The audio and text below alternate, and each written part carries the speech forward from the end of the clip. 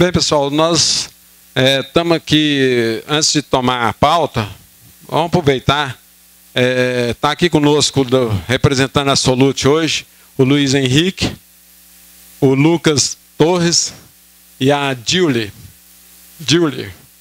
E eu vou passar a palavra para eles possam... ok. Pode sentar aqui. Tá, ok. Antes de passar a palavra para eles, nós temos mais Lá são 3, aí. Tem 2 cadeiras? Ok. Depois... Antes de passar a palavra para a Solute aqui, vamos fazer a leitura da mensagem da semana, que eu havia esquecido, mas recuperou em tempo. Quem vai fazer a leitura hoje, presidente? O Eudes? Está lá.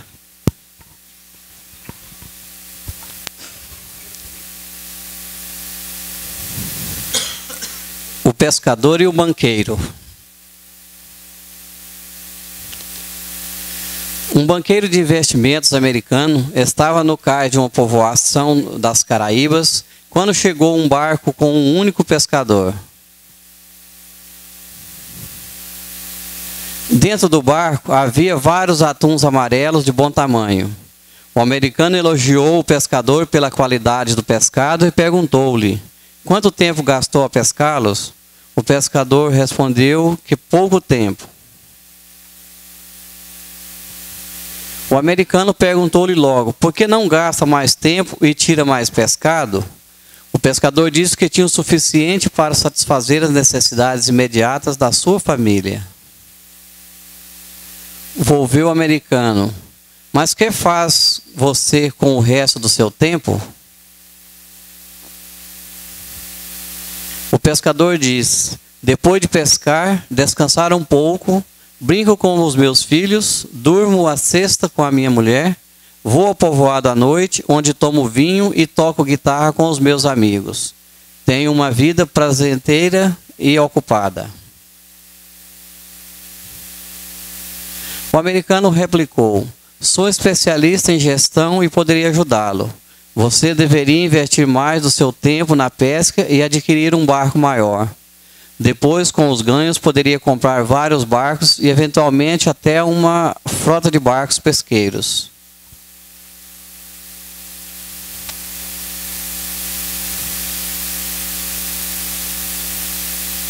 Em vez de vender o pescado ao intermediário, poderia fazê-lo diretamente a um processador e, eventualmente, até abrir a sua própria processadora. Poderia, assim, controlar a produção, o processamento e a distribuição. Deveria sair deste pequeno povoado e ir para a capital, onde geriria a sua empresa em expansão. O pescador perguntou: mas quanto tempo demoraria isso? O americano respondeu: entre 15 e 20 anos. E depois? Perguntou o pescador. O americano riu-se e disse que essa era a melhor parte. Quando chegar a hora, deveria anunciar uma OPA, oferta pública de aquisição, e vender as ações da sua empresa ao público. Ficará rico, terá milhões. Milhões, e depois? Tornou o pescador. Diz o americano: poderá então retirar-se, vai para uma povoação da costa, onde pode dormir até tarde, pescar um pouco, brincar com seus filhos, dormir à sesta com sua mulher, e ir todas as noites ao povoado tomar um vinho, tocar guitarra com seus amigos. Responde o pescador: por acaso isso não é o que já tenho? Moral da história: quantas vidas se desperdiçam buscando alcançar uma felicidade que já se tem, mas que muitas vezes não vemos. A verdadeira felicidade consiste em apreciar o que temos e não em sentirmos mal por aquilo que não temos. Se choras por ter perdido o sol, as lágrimas não te deixarão ver as estrelas. A felicidade é um trajeto, não um destino.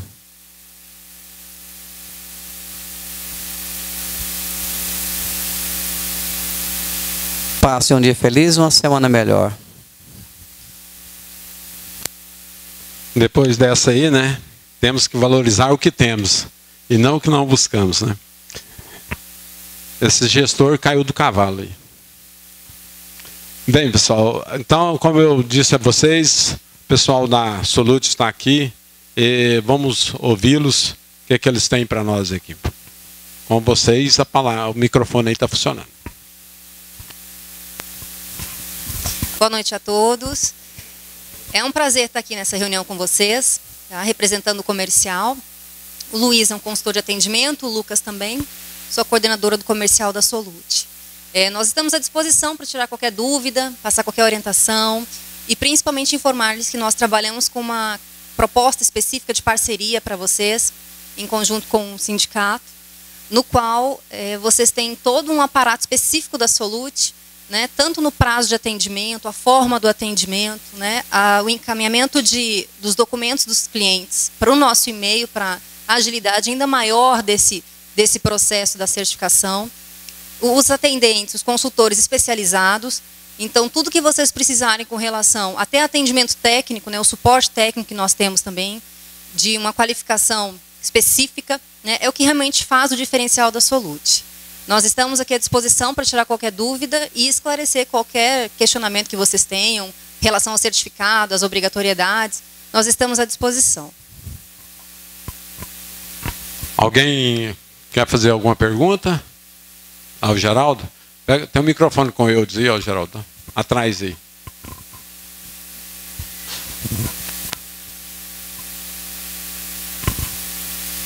A minha pergunta é a seguinte. A certificação digital, agora, ela é 5 anos.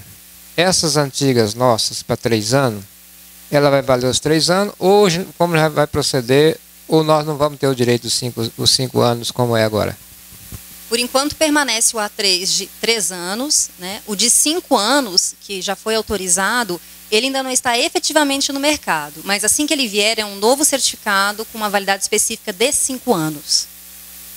Então, esses 3 anos, os 3 anos... Permanece os 3 anos. Acabou.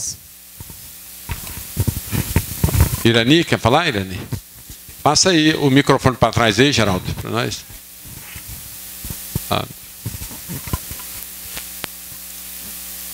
Oi, colega.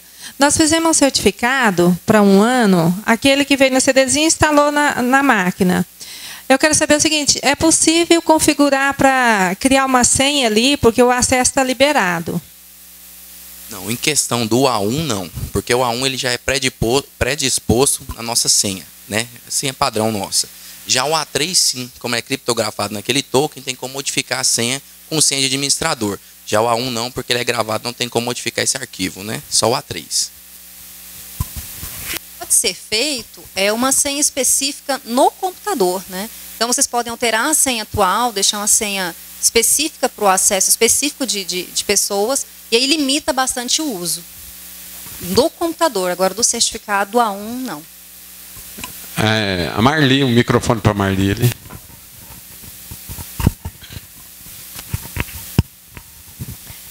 Sobre o tipo de serviço que o certificado pode fazer, ele pode acessar tanto a Receita Federal, aqueles dados lá, de pessoa física e jurídica, quanto o FGTS também? Conectividade social, né? E a Receita Federal? Receita Federal também.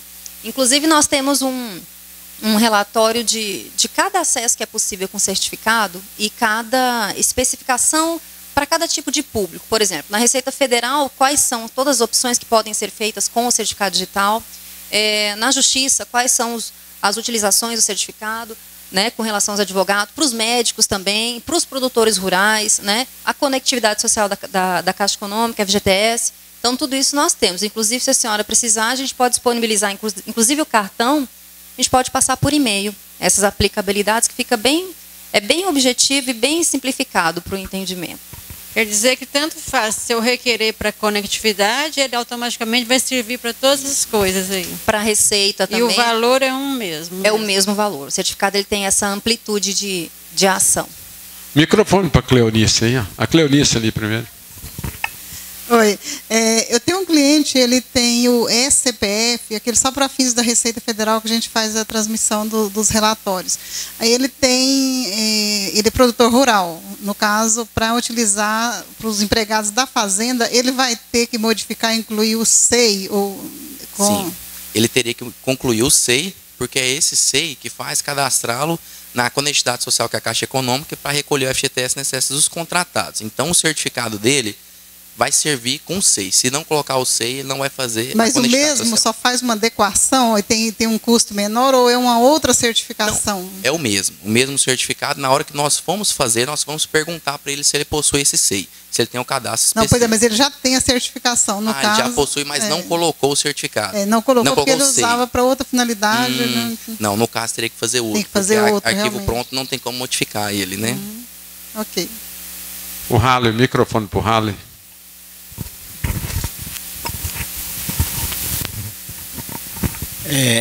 Com referência à senha do A1, qual que é a implicação técnica que impede que eu possa digitar uma senha ali? Eu possa trocar a senha da Solute?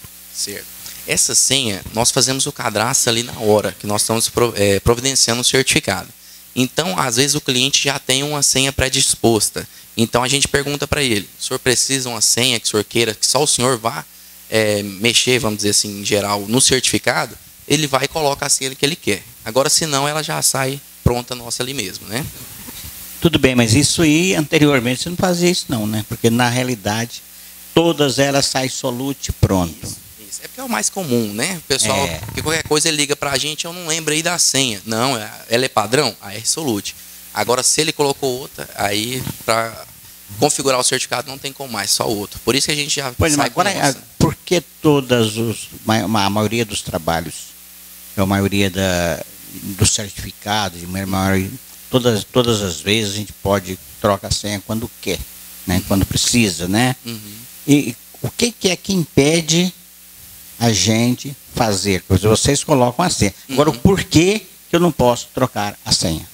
Sim, é igual o arquivo A1. O A1 que ele é gravado num CD. Então, como ele já está gravado naquele CD, não temos como remover aquele arquivo para modificar ali dentro. Então, por isso que a senha não tem como modificar. Como o A3 tem como, porque é um arquivo pronto, mas temos como entrar nesse arquivo dentro do token. Já o A1 não, porque é o CD, né? No token sim, porque temos como já modificar pelo programa SafetyNet. Né? A questão mesmo é só isso. Né? Ronan? Na verdade, deixa eu só complementar. A chave de segurança dele já vem pré-configurada quando nós salvamos. Então, se eu salvo essa chave de segurança com essa senha específica, ela permanece para o A1. Tá? E questões até dele ser na mídia simples, né? Essa questão da mídia de CD, até para dificultar qualquer outra possibilidade de esquecimento de senha. Mas existe a opção na hora do cliente ou do contador, se for efetivar para o cliente a solicitação de certificado, ter uma senha específica, contanto que comunique ao nosso consultor de venda, no caso. Existem casos em que o cliente realmente esquece e não tem o que faça lembrar, e aí realmente ele tem que efetivar uma nova solicitação, efetuar um novo pagamento de um novo certificado. Então, até para facilitar gravar da senha, porque é mais simples, a identificação específica, tem-se essa utilização já pré-configurada na chave de segurança do certificado, A1. Okay? Ronan, para mim. Eu não captei bem a mensagem aqui da moça da Solute, mas parece que ela respondeu um pouco a pergunta que o Ralo fez. Eu entendi assim, que o Ralo tinha perguntado, porque toda a senha da Solute, toda a certificação já vem lá, Solute e a senha da Solute. Se não seria mais confortável para a Solute, ao fazer-se o certificado, perguntasse ao cliente, olha, você deseja fazer a sua senha, ou orientá-lo, olha, faça a sua senha, ela é só sua, para a situação dos senhores ficar mais confortada, que os senhores não tivessem conhecimento da senha. Foi isso que eu entendi? Foi isso mesmo, Ralo, que você perguntou? É isto que é a pergunta. Perfeitamente. É isso mesmo que a gente faz lá, esse é o procedimento padrão da empresa. A gente já pergunta ao cliente se ele deseja colocar uma senha, né, que seja específica dele, e já explica também que aquela senha, na verdade, é só para instalação do certificado. Você não vai, o certificado A1 ele é mais simples e a segurança dele não é tão alta quanto o A3, porque ele não tem um dispositivo criptografado para poder ser armazenado. né? Então, por esse motivo, a gente aconselha a pessoa a criar uma senha e um login no próprio Windows, para ele poder, só ele, entrar naquele login para poder fazer o acesso com o certificado digital, né? Quando a pessoa vai fazer o certificado, a gente deixa isso em aberto, né? Hoje mesmo eu fiz de uma cliente que ela optou por fazer a senha dela mesma. Ela criou a senha, anotou lá, eu fiz o certificado e exportei para ela daquela forma. Existe a possibilidade de você instalar o certificado na sua máquina e modificar essa senha de que forma? Tornando aquela chave, aquele certificado como exportável novamente. Dessa forma você consegue fazer. É uma parte mais técnica e um pouco mais difícil de conhecimento técnico mesmo. Tem como você fazer isso? Tem. Mas não vai modificar, não vai mudar nada na utilização do certificado. O A1, isso é padrão ICP Brasil. Não é questão assim, a Solute faz assim, fulano faz assado. Não tem nenhum outro modo nenhum outro procedimento. Todos são dessa forma. Então, se o cliente chega e instala o certificado com a senha AR Solute, ou se ele chega lá e instala com a data de nascimento dele, isso não influencia no manuseio do certificado. Quando ele vai acessar a conectividade social, vai emitir uma nota fiscal eletrônica ou vai acessar o serviço da Receita, ele não vai utilizar nenhuma senha. O certificado que já está instalado, ele é puxado automaticamente do repositório do Windows. Então, ele não necessita de outra vez utilizar a senha. Mas tem a possibilidade de você entrar em contato com o suporte técnico da Solute para poder, na hora da instalação, pedir para poder tornar aquela chave exportável, para poder utilizar uma outra senha quando você quiser, né? Existe essa possibilidade. Eli, deixa eu falar aqui. Vou fazer várias perguntas. O certificado da matriz vai valer para a filial, tranquilo. Ortoga de procuração. É possível ortogar procuração para CPF, sendo que não tem vínculo, por exemplo, nós contadores, que não temos a empresa, tem apenas o SEI. Eu fiz um certificado no meu CPF, lógico, informou também o SEI. Me parece que eu não consigo ortogar nesse caso. Aí todos os meus clientes vão ter que ter certificado. Abre uma discussão, Eli, porque na certificação, ou melhor, na conectividade, quando era de poder da Caixa, a gente tinha um tratamento diferenciado, né? Com o nosso PRI, que é aquela extensãozinha lá, a gente transmitia de todos os nossos clientes. Hoje não. O contador que tem SEI, todos os clientes dele vai ter que ter certificado, senão ele não vai transmitir de ninguém. Eu acho que assim dificultou um pouco para a gente. O contador. Isso, perfeitamente. Funciona assim. Todos têm que estar certificados da mesma forma que antigamente, na verdade, era certificado com... você ia até a Caixa Econômica para poder tirar uma autorização de uso, né? E aí você pegava o disquete, né, para poder fazer aquilo lá. Sem o disquete também, com autorização de uso da Caixa Econômica, você não fazia. Então, é mais ou menos a mesma coisa, o mesmo sistema. Então, você pega o certificado que o cliente já tem, ou autorização de uso, né? Emite, você pode agora, ao invés de... Você pode ter uma procuração, chamada procuração eletrônica, do certificado do seu cliente para o seu. Para isso... CNPJ. Não, você pode ter de pessoa física também, se você tiver o número do PIS seu, ou PIS, NIT ou PASEP, né, dentro do certificado. Você pode ter a procuração de todos os clientes no seu certificado, e só com o seu você acessa todas as finalidades de todas as empresas. O SEI e o CPF seria suficiente? O SEI e o PIS. Tem que ter o PIS? Tem que ter o PIS, porque é o do contador, né, da pessoa responsável pelo certificado. Ele é o indicador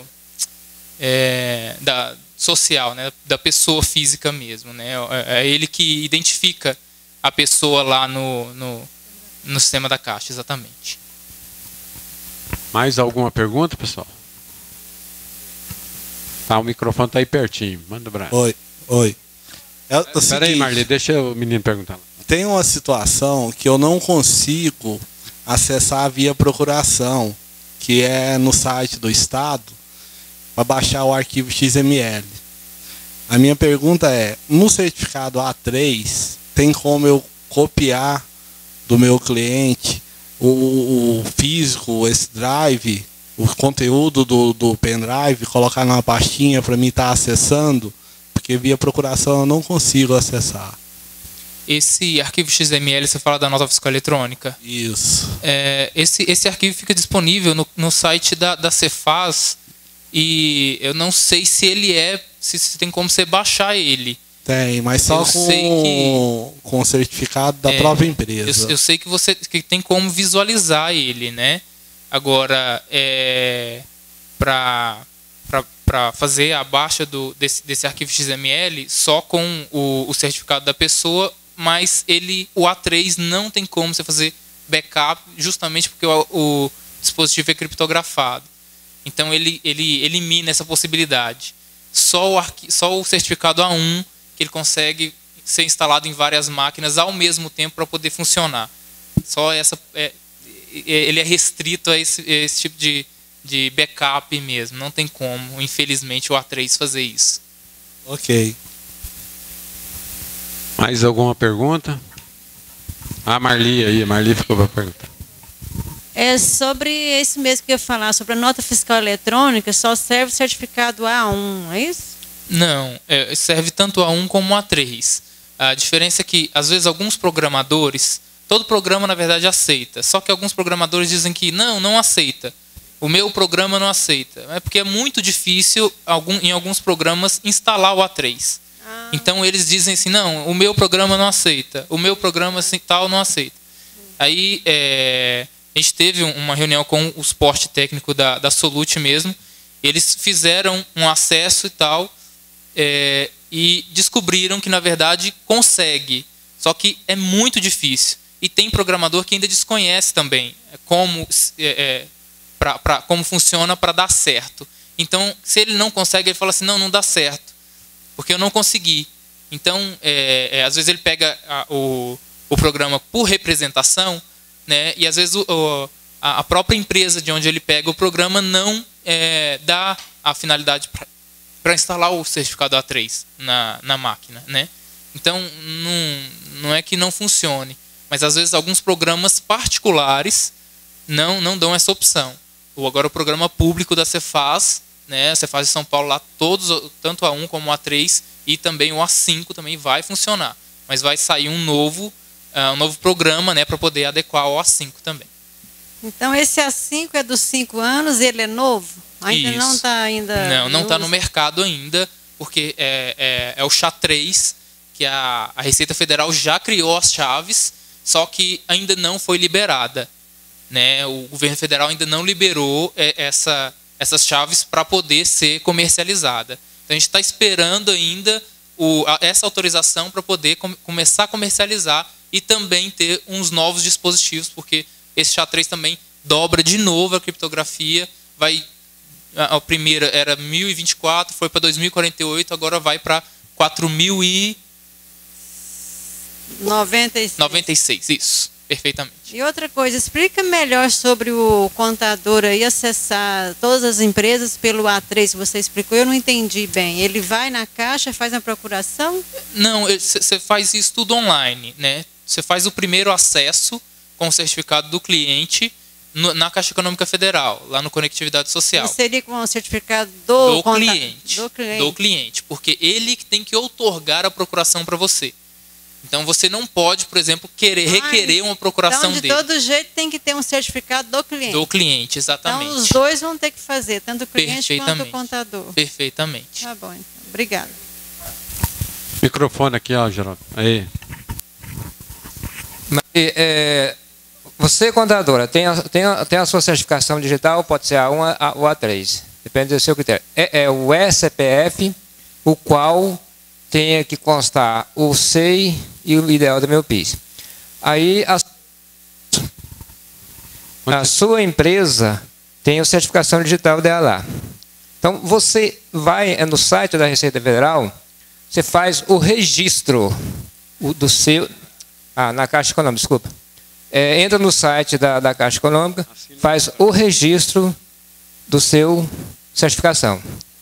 E faz também, a empresa entra também e faz o registro da certificação dela. Não, espera aí. Registro ainda. Você entendeu? Faz o registro na Caixa Econômica sua certificação. Faz o registro da empresa. Então, estão todas as duas certificações registradas. Chama-se registro. Aí, quando está um registro, aí a empresa, com a certificação dela, acessa o site da Caixa e outorga a procuração para você. Então, todas as empresas vão fazer essa outorga. Então, para as empresas fazer a outorga da procuração para você, a sua certificação tem que estar registrada. A certificação digital na Caixa Econômica Federal, quando ela do SEI, que é o caso do contador, a Caixa considera pessoa jurídica também. Tá? Lá é considerado na Caixa Econômica Federal. Bom? Ok, mais algum questionamento? O Ailon aqui, ó. Eu quero só dar uma informação para a Irani. O Eudislau. Na hora que você transmitindo o CFIP, na hora que você gerando a folha de pagamento, o arquivo do CFIP, se você colocar que é o do escritório, você não precisa da certificação digital, aliás, da empresa, só o seu. Mesmo que a empresa ainda não tenha o certificado digital, você transmite pelo seu. Viu?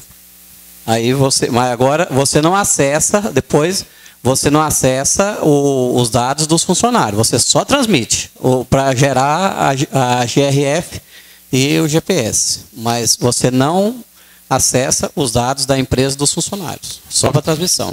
Ok, microfone para o Ailon aqui, ó. Espera aí, Jéssica.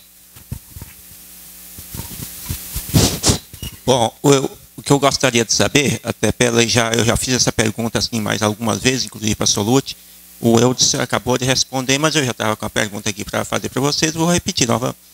É sobre isso, a empresa que não tem empregado. Antes eu já havia perguntado se a necessidade dela fazer a certificação digital. Diz que não. É o que o Eudson está dizendo aqui, como na certificação antiga, sempre eu transmitia sem a necessidade da certificação da empresa, só com a minha. E permanece assim, não vai haver alteração? Tem duas questões aí. Uma é o ramo de atividade da empresa, porque dependendo do ramo de atividade, você não transmite só o FGTS dos funcionários, né? Não é só para esse fim que o certificado vai ter. Então, dependendo do ramo de atividade, se for lucro real ou lucro presumido, ela precisa para emitir nota fiscal eletrônica, né, o certificado. Ou ela precisa para emitir outras guias da Receita Federal, né? Não, mas o meu caso que eu estou falando é conectividade social, só da Caixa. Só da Caixa. Isso.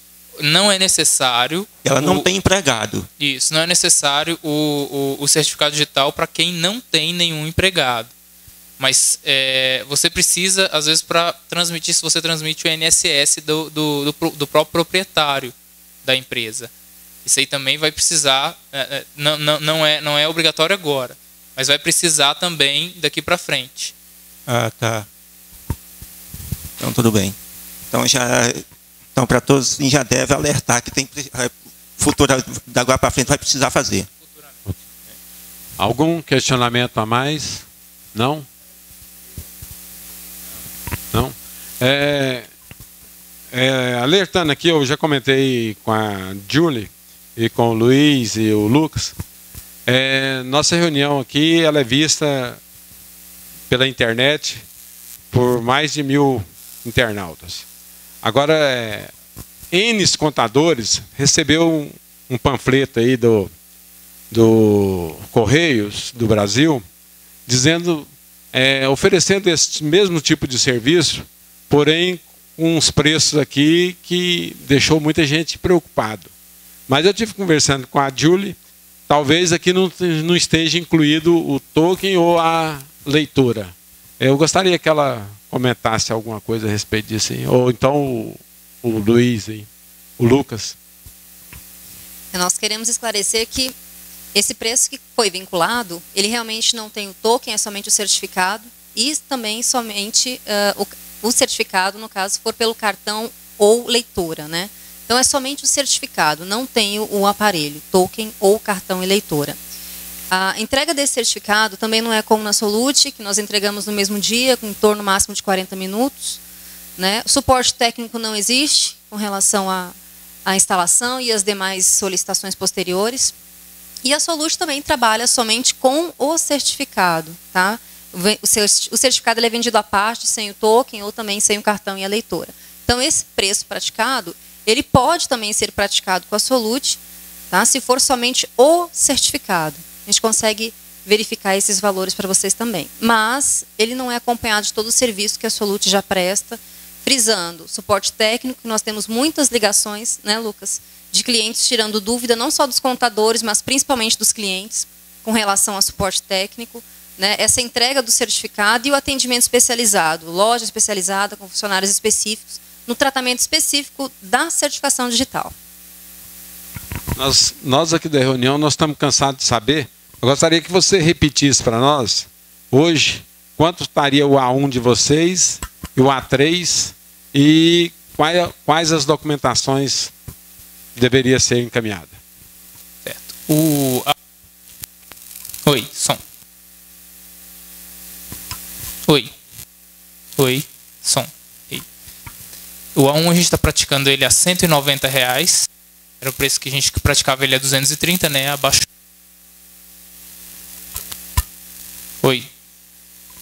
Justamente para nivelar isso aí. O A3, a gente está praticando ele a 460, né? Tendo os preços promocionais para contadores e para quem fecha a parceria com a Solute. Né? Isso aí vocês podem estar verificando com o departamento da Julie. Ela que fecha todas as parcerias com os contadores, sendo que você pode e deve, né, na verdade, requerer esse desconto e também, tendo a parceria, você pode requerer tanto uma parcela disso aí, né, uma porcentagem disso para a própria contabilidade ou um certificado gratuito, né, dependendo da quantidade de indicações para a Solute com o pacote fechado. Tá ok? O A3 está saindo a 460 e a renovação dele 290, tendo o dispositivo já criptografado já, né, para armazenamento. A documentação? Sim. A documentação todos os originais precisam estar acompanhados de cópias da pessoa jurídica, contrato social ou estatuto, né, ou lei de criação, se for órgão público, né, ou a lei orgânica, né, lei que cria o condomínio, né, esse tipo de coisa assim. O termo e ata de posse, se for, né, por eleição, né, ou se o estatuto estiver dizendo lá que é vitalício, não é necessário, né, mas se for por eleição precisa do termo de posse e da ata de eleição, né, todos os originais também acompanhados de cópias simples. Ou se às vezes a lei orgânica não pode sair do município, então você tira uma cópia autenticada e pode levar até a Solute. E o cartão CNPJ, né, atualizado, documentos pessoais, né, RG e CPF, ou carteira de ordem e carteira de habilitação também servem. Tá? Todos os originais também acompanhados de cópia.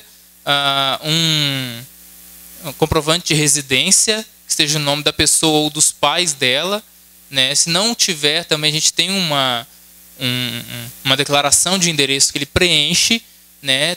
Dizendo-se responsável por aquela residência que ele diz que reside, né? Então ele assina lá nesse documento dizendo tal, não precisa do comprovante de residência nesse caso. E esqueci de alguma coisa? O SEI, né, e o PIS para todos aqueles que precisam acessar o Conectividade Social. Perfeitamente, bem lembrado. Todos esses aí. Isso, às vezes precisa estar presente também, né, a pessoa que vai assinar o certificado digital, né, no caso o administrador da empresa, né, e aquele que está perante a Receita Federal, o representante legal, né, às vezes a administração da empresa diz que por exemplo, o Luiz é o administrador da empresa, mas a Julie é aquela que que responde perante a Receita Federal, né? Então, os dois precisam comparecer. Por quê? Porque sem a assinatura do administrador, nem o próprio requerente do certificado, nem o próprio proprietário da empresa pode retirar o certificado. Então, são impedimentos que, na verdade, é a própria Receita Federal e o ITI que nos fornecem, né? Eles que dão essas diretrizes para a gente. Então, a gente não pode burlar essas leis. Ok. Microfone aí, William. William, microfone aí. Sim. Liga o microfone, liga o microfone. Dá um repeteco aí para quem tem matrícula SEI. Relativa a SEI? Se for pessoa jurídica e tiver um SEI relacionado à pessoa jurídica, ele traz os documentos da empresa e o SEI vinculado à pessoa jurídica. Se for pessoa física, só os documentos, o SEI, o PIS e os documentos da pessoa física. Tá? Todos esses aí originais e acompanhados de cópia.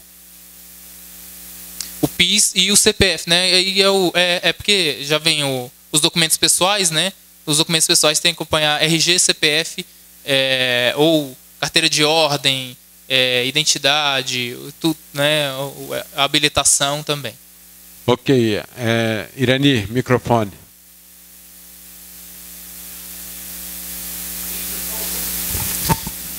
Geralmente a gente pede o número quando a gente pede uma cópia de algum documento que conste o número.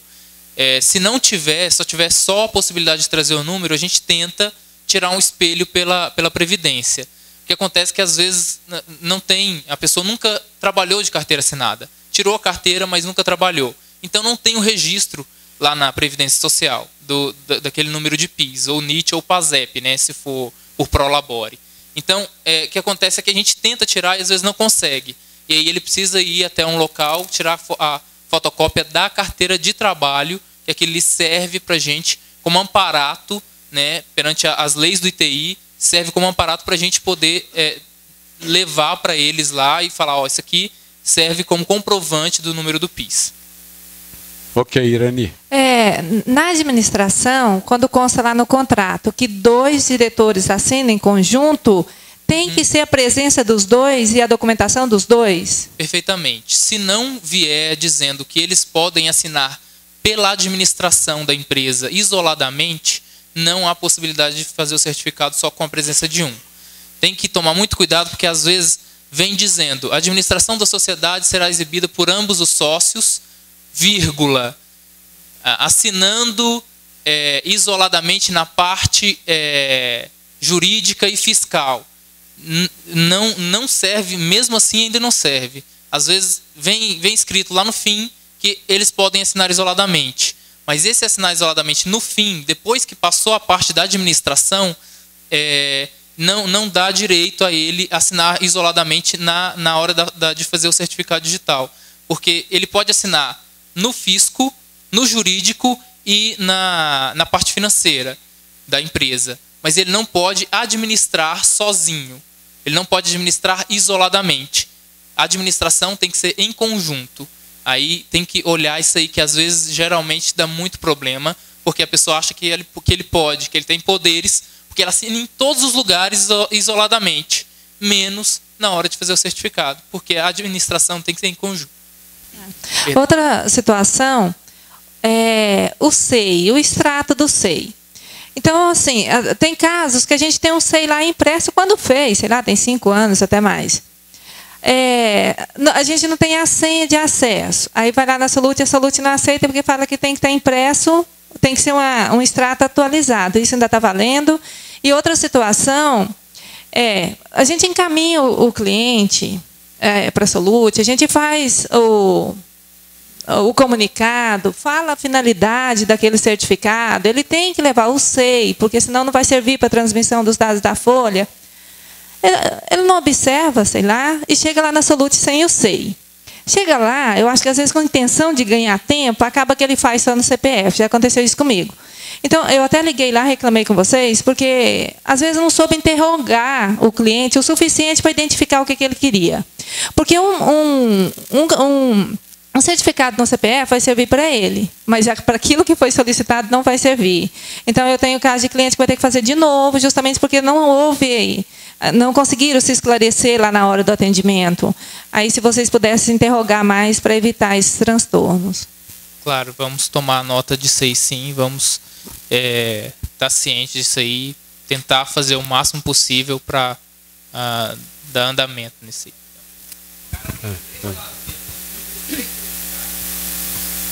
São 3 SEIs diferentes, 3 certificados. Concluindo o que a senhora havia perguntado, explanado, a Solute está tomando agora uma atitude de quando o cliente ele vai com um direcionamento de um certificado, por exemplo, de um A3, e ele identifica o preço do A1 mais em conta e prefere o A1, nós estamos entrando em contato com o contador. Só que algumas vezes ele não tem um contato com o contador ou fala algum nome que a gente não localiza, né? Então, esta está sendo uma das pequenas dificuldades nesse sentido, mas agora está sendo como procedimento indagar ao contador, quando o cliente muda na hora da negociação ali, da efetivação do certificado, qual o certificado que ele está fazendo. Que ele vai olhar um mais em conta e pode ser que ele realmente mude de opinião ali na hora. Então, isso está sendo tomado agora como procedimento. Mais algum questionamento? Não? Vocês comentaram aí sobre um desconto do contador. Esse desconto, se o contador quiser repassar para o cliente dele, o cliente pode questionar esse desconto lá? Pode. Os contadores eles têm uma proposta específica de parceria, né, com a Solute. Eles recebem por e-mail e preenchem esse formulário. A partir do momento que ele é cadastrado, ele tem a opção de fornecer o desconto para o cliente dele, ou acúmulo de crédito, né, que seria uma bonificação em dinheiro, ou a conversão do certificado dele, dependendo da quantidade de indicações, gratuito. Então, existem essas 3 opções. Ok. Mais alguma coisinha que vocês queiram colocar aí que não ficou colocado? Porque, pessoal, agradecer vocês pela presença e deixar as portas abertas aqui numa nova visita. Se vocês queiram continuarem aí com a nossa reunião, nós vamos dar prosseguimento à reunião. Obrigado. Nós que agradecemos. Deixa isso sair.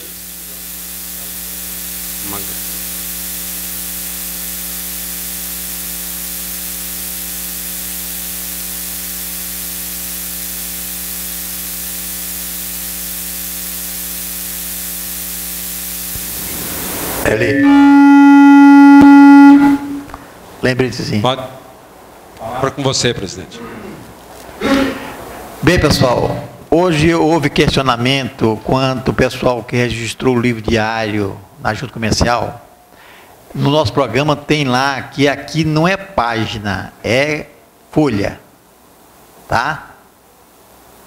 E outra coisa, estas páginas ou folhas contínuas, numeradas, processamento de dados eletrônicos, aí lá em Calda Nova, ele falou que servirá, não pode ser servirão, né? Ele falou, calma lá, mas a concordância é servirá ou servirão? Aí eles voltaram atrás, que é servirão mesmo, certo?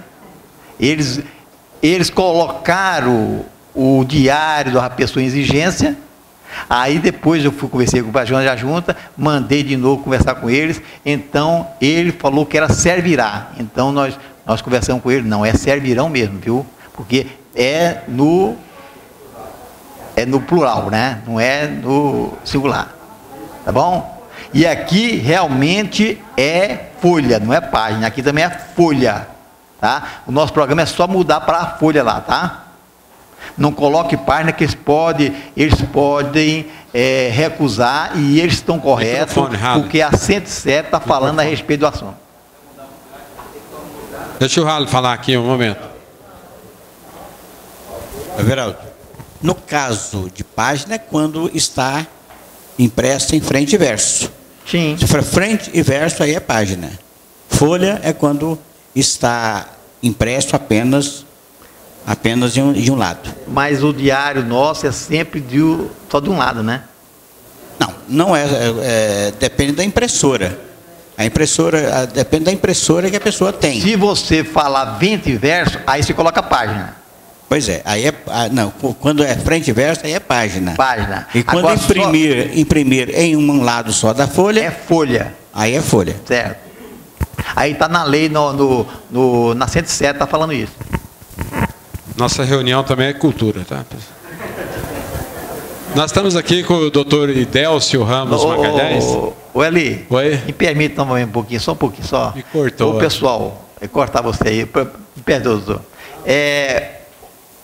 O Fábio pode falar, porque o doutor vai falar aí, depois capaz que não vai dar tempo. Então foi prorrogado, de acordo com a instrução normativa. Fala aí, Fábio. Eu vou mostrar para você aqui. Com relação a FD Contribuições, né, mais conhecida como SPED PIS/COFINS, a instrução normativa 1280, se não me engano, ela prorrogou para janeiro de 2013 o início da referida declaração, né, que é o SPED PIS/COFINS, mais conhecido, né? Então, iria começar agora, né? Então, foi prorrogado para janeiro de 2013. Isso para quem estava com obrigatoriedade agora, que são as empresas do lucro presumido ou arbitrado. Outra coisa, pessoal, mas por favor, pessoal, não pegue isso, inclusive no parágrafo aqui, você pode apresentar facultativamente.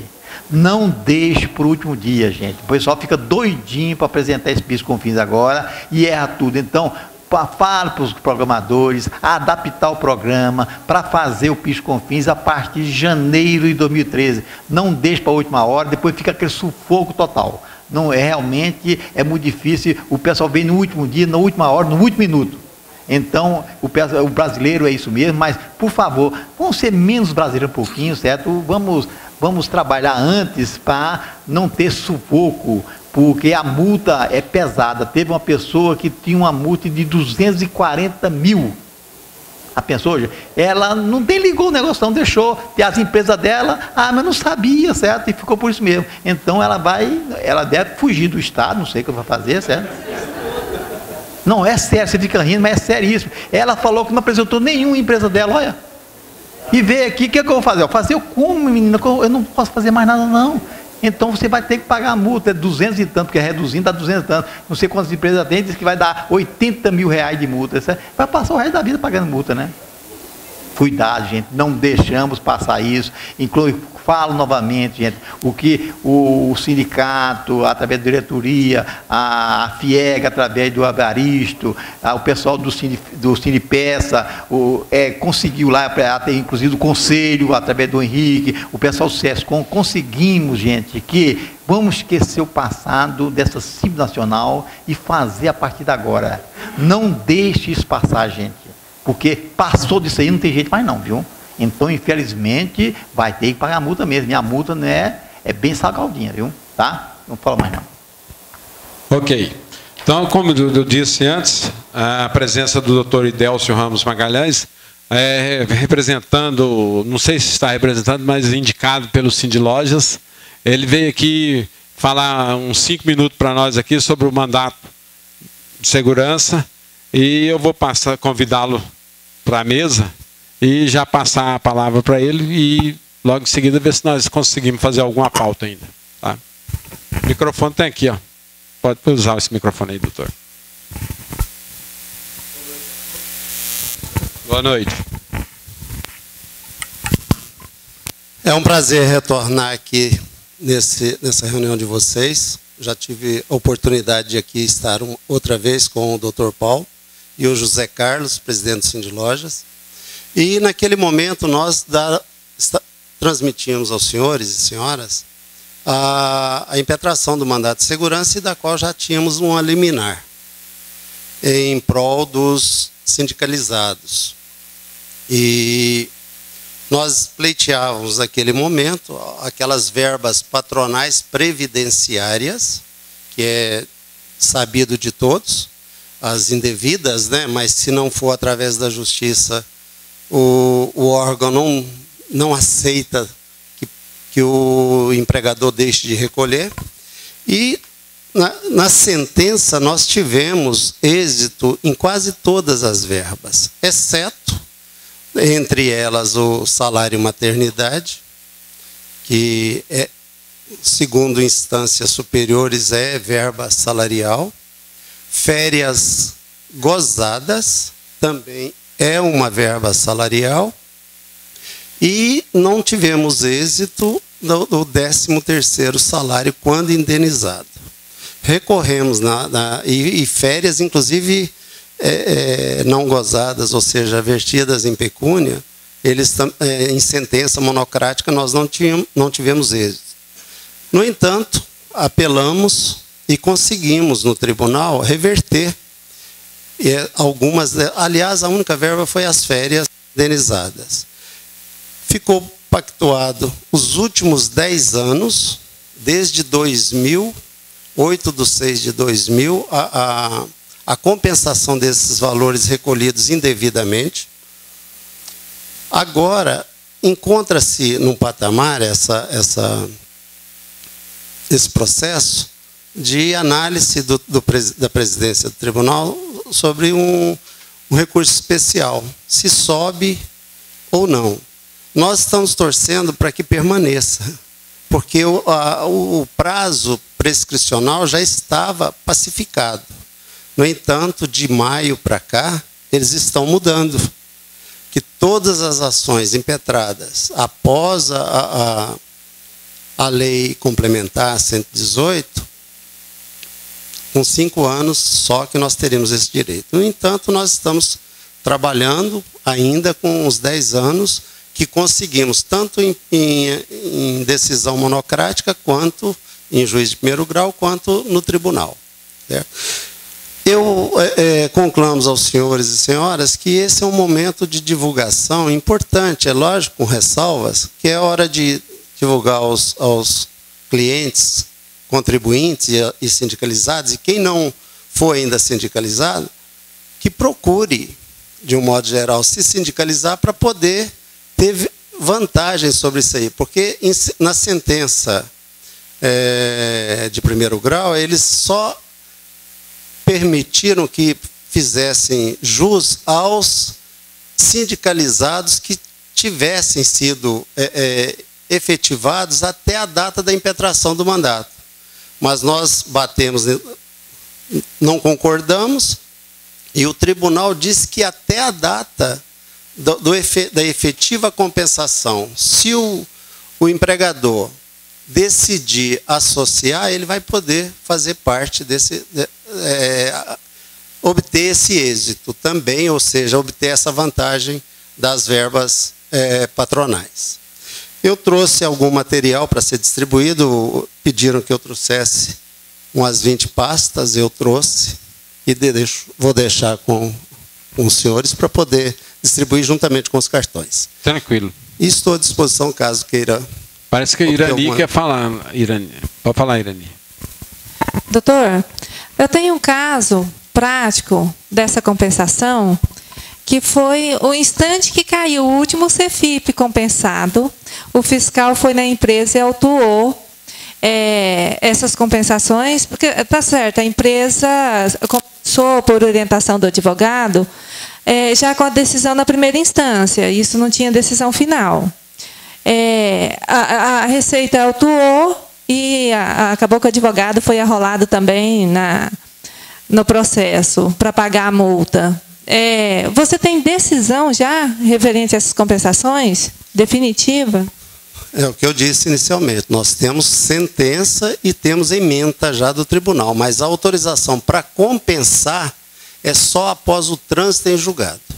E todos os nossos clientes do escritório nós orientamos e fazemos por escrito. Só autorizamos, só orientamos a compensação ou mesmo deixar de recolher, embora tenha decisão liminar que autoriza a recolher aqueles valores, a gente recomenda. Está recolhendo? Continua recolhendo. A gente não sabe, pode mudar.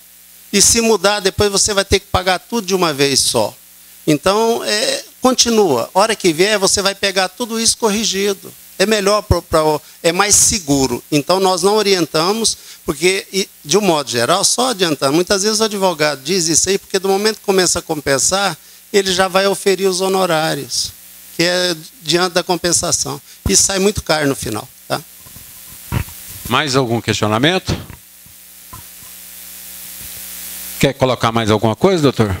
Não, só agradecer mais uma vez e colocar o nosso escritório à inteira disposição de vocês, aquela parceria existente entre o Sindilorges e o Sindicato dos Contabilistas do Estado de Goiás, como vocês sabem, nós estamos sempre à disposição e volta e meia nós estamos atendendo algum colega de vocês com alguma dúvida e nós estamos orientando. Tá? No nosso escritório nós temos o telefone direto de um ramal do Sindilorges lá dentro do nosso escritório. Estamos sempre à disposição de vocês. Muito obrigado. Nós que agradecemos. A diretoria vai ficar com essas pastas, vai fazer um estudo delas também e divulgar melhor o material. Ok? Ok, obrigado, senhor. Tá? Pois não. Fica à vontade. Tá? Nós agradecemos e esperamos contar com o senhor novamente. Obrigado. Obrigado. Queremos registrar aqui a presença do nosso conselheiro do CRC, Dr. Júlio. Seja bem-vindo. A casa recebe sempre bem. Ok? Alguém tem pauta para hoje? Olha. Porque eu tenho uma pauta aqui que eu coloquei aqui, vai ser espichada. O microfone para o Walterloo ali, ó. Vai passando assim de braço em braço, assim, fazendo a corrente. Seria a contabilização do agronegócio. Se tem algum colega que tem experiência, que me procurou um cliente essa semana, e eu não tenho experiência, gostaria que alguém pudesse me ajudar.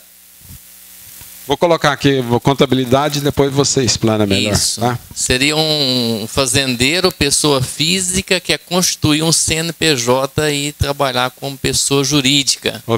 Ok. Deixa eu pegar o rally aqui, depois eu passo para você, Júlio. Depois eu vou ali na turma dali. Espera aí. Vai lá, rally. Com referência à contribuição confederativa.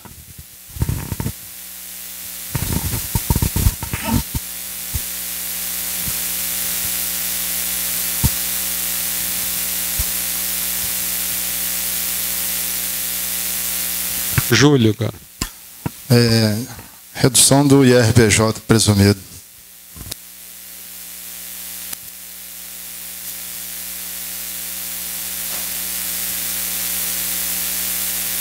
Marli. Sobre alteração contratual, mudança de endereço, fundo de estoque. Como que pode fazer essa transferência do fundo de estoque? Presidente. Tinha uma pauta, pá? Boa.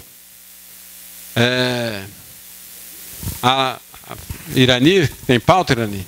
É ICP, pode anotar aí. Vai lá para o Franciano.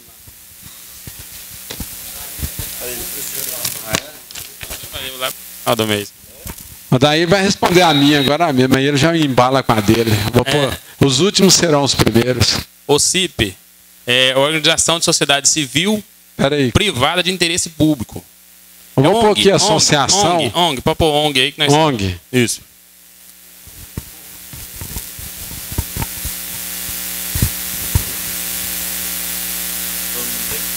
Bem. Daí você vai. Falta. Tem mais uma pauta, Fernando? Ixi, Maria. Falta com atestado médico.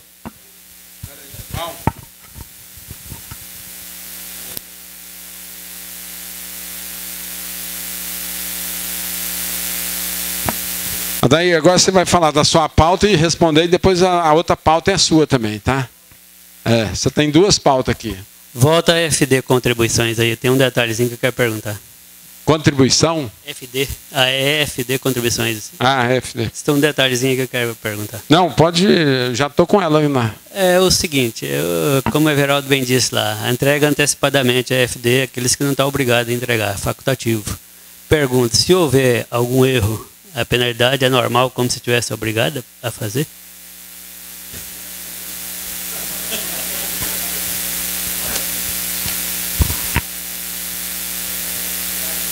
está apresentando facultativamente é exatamente o que eles querem, no meu entendimento, não tem nada na lei que fala a respeito, que para que os errozinhos sejam sanados durante esse período. Então, a obrigatoriedade de não cometer o erro é só a partir da obrigação de entregar. É o meu entendimento, né? Repete aí, daí. Você está, como lá está na lei, está falando facultativamente. Correto. Né? Você está com dúvida que se não apresentar tem penalidade? Se apresentar e cometer um erro, como é que fica a questão da penalidade?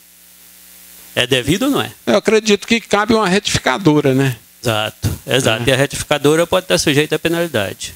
Na situação da obrigatoriedade. Da obrigatoriedade. E na caso da faculdade, e ele usou essa faculdade de apresentar, cometeu um erro, retificou, e a penalidade pode existir ou não pode? Não tenha dúvida que não tem não. E não sou nem obrigado a retificar. Eu cometi erro, deixa errado, né? Vamos ver o palpite da Divina ali. Ô, Eudes, no caso quando é facultativo, se você... É o Adair. Daí? O caso que houve de uma declaração inatividade, a pessoa fez o lucro presumido.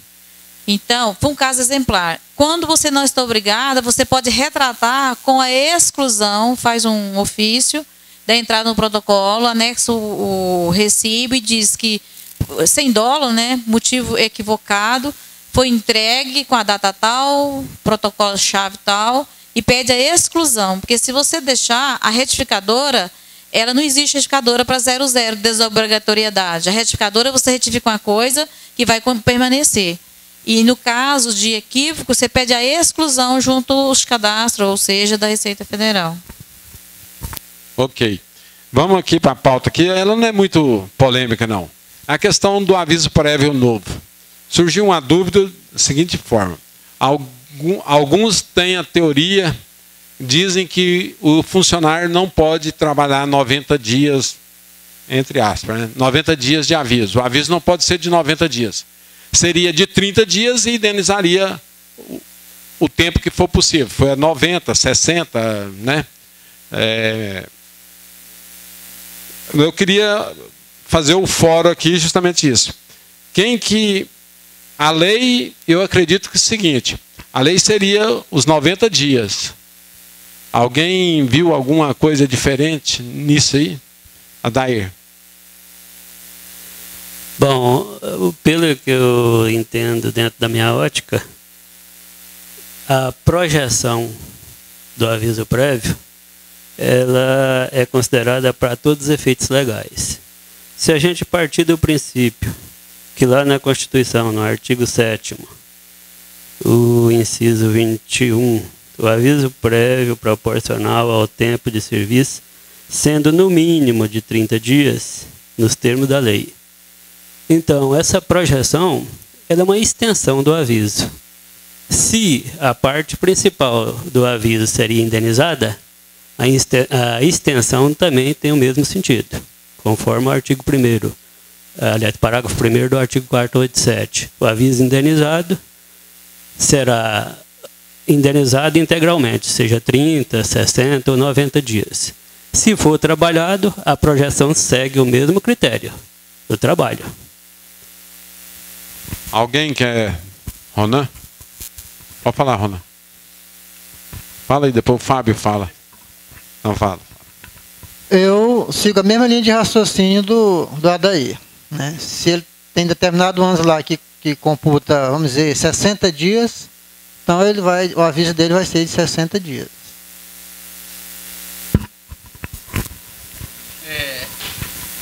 Ronan, espera um pouquinho, o presidente ali, hierarquia aqui. Pode falar, a hierarquia você manda. Não, por causa da hierarquia não.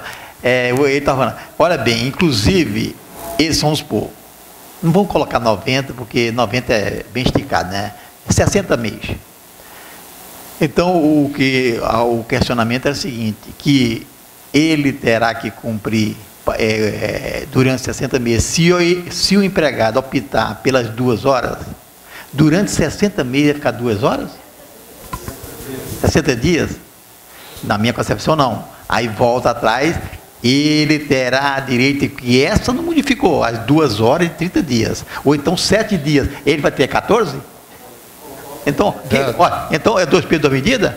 Então, na minha concepção, como que ficaria? É 60 dias? É. Então, 30 dias, durante os 30 dias, é para ele procurar um emprego. Ou então, 7 dias antes de terminar o contrato. Essa é a concepção nossa. Agora, dele pagar os 30 dias, eu acho meio absurdo isso aí, porque essa diz que tem alguma jurisprudência, eu não vi ela também. Eu acho que essa lei, de tão pequena que ela é, me parece, tem um artigo só, né? Um artigo tão complicado quanto que foi, né? Então, esse negócio de pequeno não é brincadeira não, né? Então, ele fere muito esse negócio de pequeno, né? Vai lá, Geraldo. Conan está correndo. Conforme a norma técnica 184 do Ministério do Trabalho, que vem esclarecer sobre esse assunto, ela lá, se eu entendi direito essa norma técnica, o aviso prévio, a questão das 2 horas, eu entendi que se for os 60 dias, ele vai ter as 2 horas nos 60 dias. Os 7 dias não foi esticado, ele só vai ter os 7 dias. Lá, a norma técnica 184, você lê só o resuminho final dela lá, esclarece essas dúvidas tudinho. Agora, se tem jurisprudência, eu não sei, se tem essa jurisprudência, ela jogou a norma técnica no buraco. Ali, eu vou entender que nós discutimos anteriormente. O empregador deu o aviso prévio para o empregado que tem 5 anos na empresa. Quanto tempo que esse empregado tem que trabalhar sobre o aviso prévio? 15. No meu entendimento, ele vai trabalhar os 45 dias, o que eu li na norma técnica. Vai trabalhar os 45 dias, ele tem direito 2 horas todos os dias, ou os 7 dias, que lá ela diz o seguinte, não tocou a norma técnica diz, a lei não tocou em relação à redução das 2 horas e nem nos 7 dias. Só levou em consideração acrescentar 3 dias em cada ano de trabalho.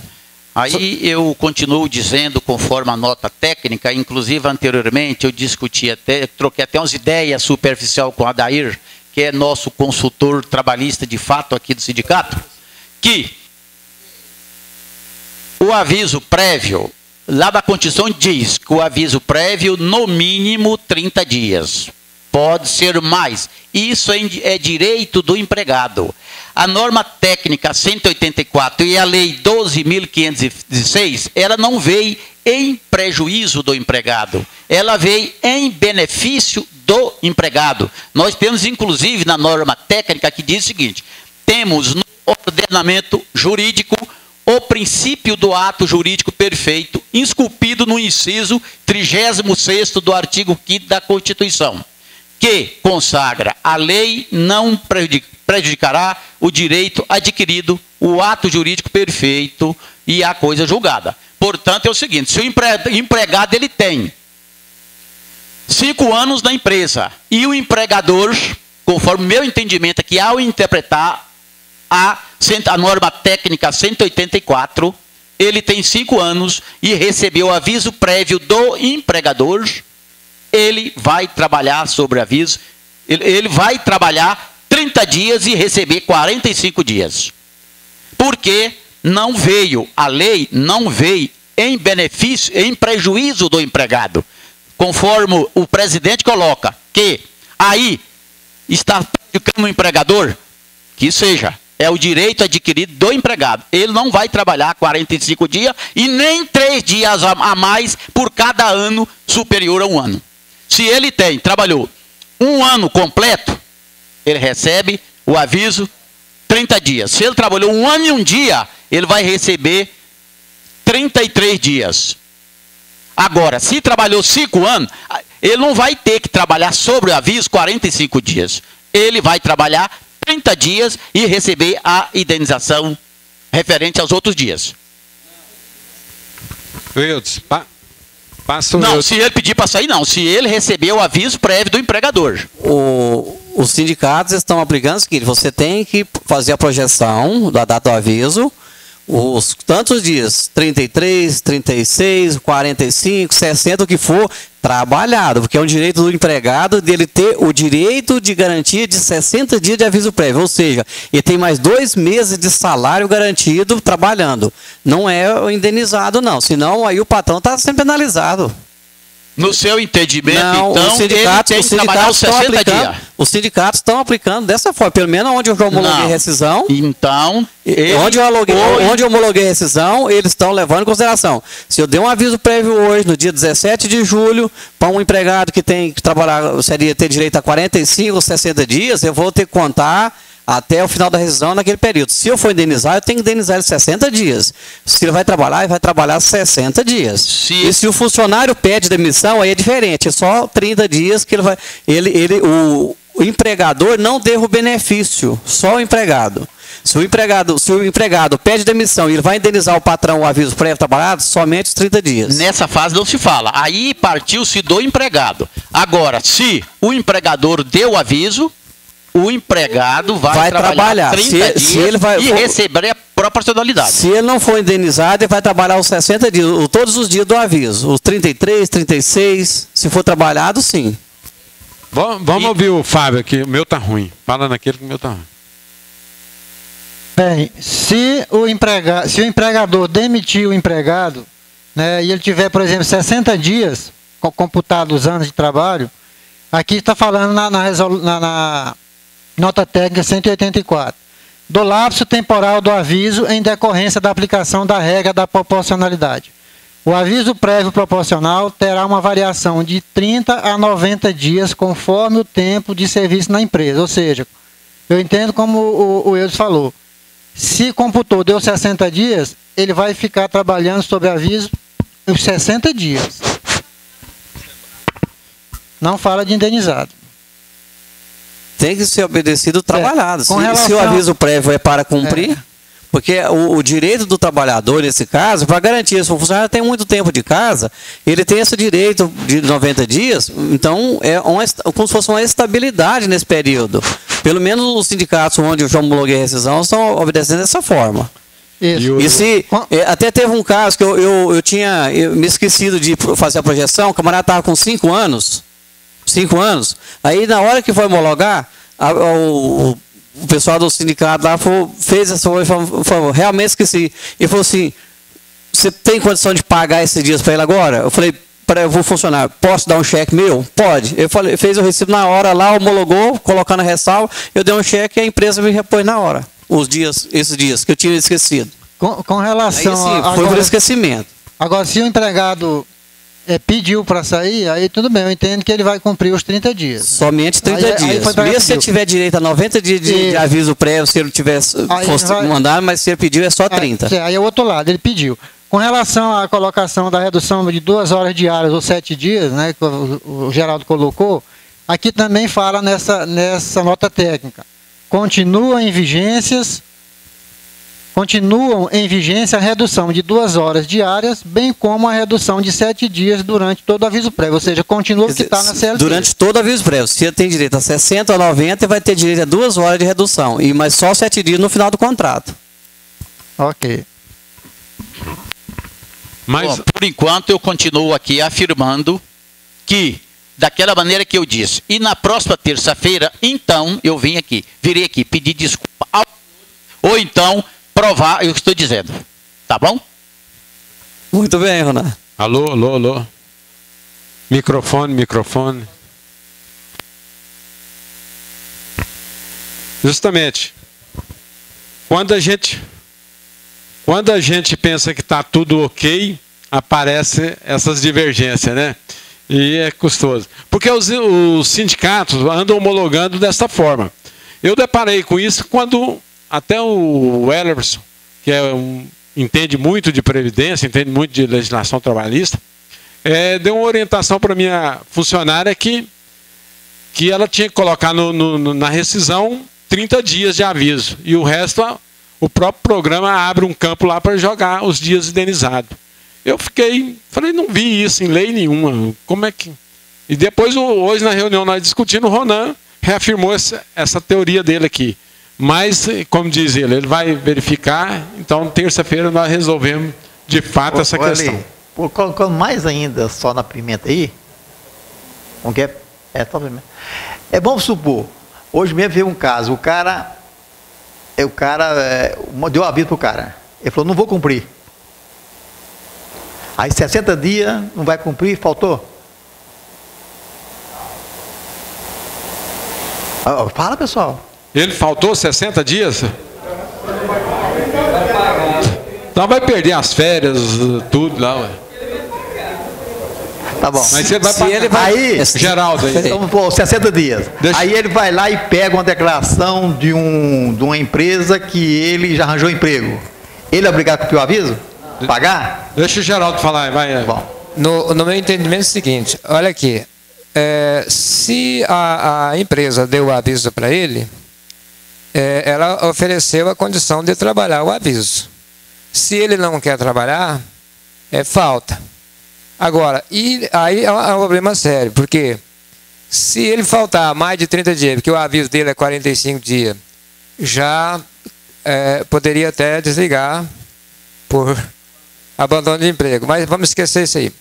Agora, se ele aparecer com uma declaração de outra empresa que ele já conseguiu emprego, aí sim, aí a empresa não pode exigir que ele trabalhe. Aí ela tem que abrir mão.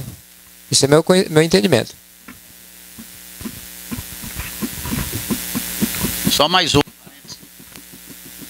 E colegas, da análise norma técnica,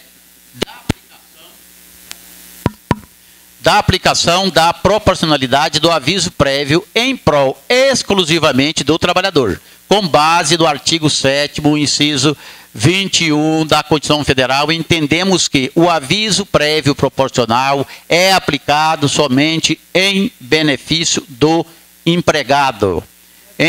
O entendimento acima se fundamenta no fato de que, durante o trâmite do projeto de lei, ficou evidenciado o intuito do poder de regular disposto referido dispositivo. Ora, é o benefício do empregado. Ele não pode ser apenado em ter que trabalhar 90 dias, ou 45 dias, ou tantos dias a mais de 30 dias. É isso que eu estou dizendo para os senhores. Não, mas na norma técnica está dizendo que é o benefício do empregado. Ronan, o fato dele trabalhar além de 30 dias 90, ele não está sendo apenado. Ele está garantindo mais 2 meses de trabalho. Está sendo beneficiado. Está sendo beneficiado.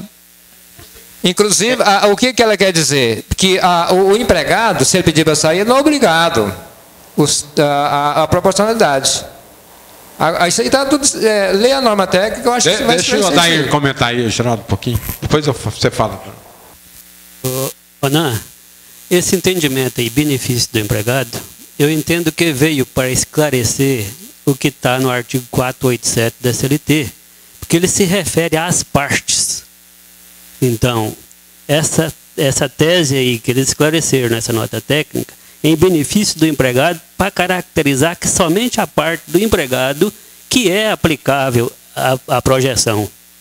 Então, esse que é meu raciocínio. Colega, na próxima reunião, por isso que a gente vem aqui, que se a gente soubesse tudo, não estaria. Na próxima terça-feira, nós vamos tirar essa dúvida. Correto. É sobre o aviso? Terça-feira eu te convido, tá? Vamos para frente. Não, peraí. É do aviso? Colocar uma pimentinha. Do aviso é só terça-feira. Não, agora. Pimentinha. Terça-feira no aviso. Nós não podemos fazer isso não, Terça-feira. O pai que quer ser melhor. Não adianta, nós não vamos chegar. Terça-feira nós vamos discutir novamente o aviso. Terça-feira. Tem pauta aqui que nós temos que acelerar. Você está presidente? Tá certo. Pessoal, rapidinho aqui, a respeito do seguinte. Como o CICES Camp está praticamente pronto, piscina bonita, campo bom, nós estamos, para nós aqui presentes e os internautas, nós estamos pensando em promover um campeonato society lá no CICES Camp. E quem tiver interessado, quiser se inscrever, a sua empresa, o seu escritório, ou os convidados, mas preferencialmente escritórios. Procurar o Fábio aqui na diretoria, ou então ligar para mim, que nós vamos promover isso, ok? Isso era só esse aviso aí, tá? Claro. Vamos aqui com o Walter Lô ali, vamos, contabilidade do Walter Lô.